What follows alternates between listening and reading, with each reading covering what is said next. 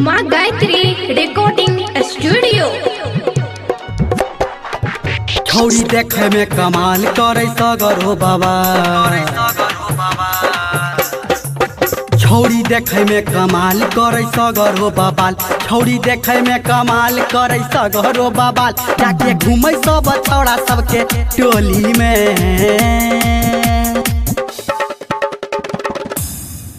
छौरी राइफल के गोली, छौरी राइफल के गोली राखै छै अपना चोली में।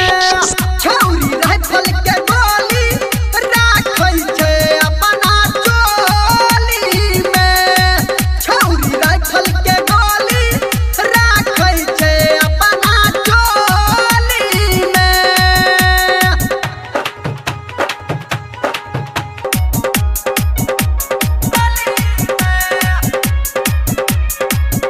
खाली देखे में छौरी लागै छै हो छोट, माकी खोजै छै हरदम ई सबसे हो मोट।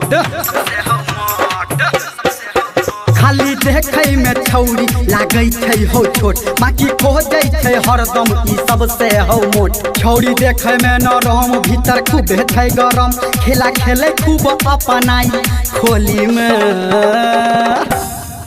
छौरी राइफल के गोली, छौरी राइफल के गोली राखै छै अपना चोली में।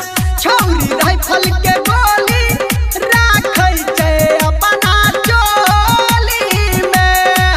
छौरी राइफल के गोली राखै चोली में।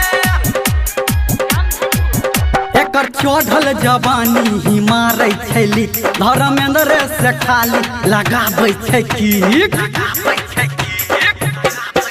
हाँ एकर चढ़ल जवानी ही मारै छै लिक, धर्मेंद्र से खाली लगाबै छै किक। मामा संतोष लिखे गीत, मामा भागिन सुपर हिट, हल्ला रहै छै जादव जी के टोली में।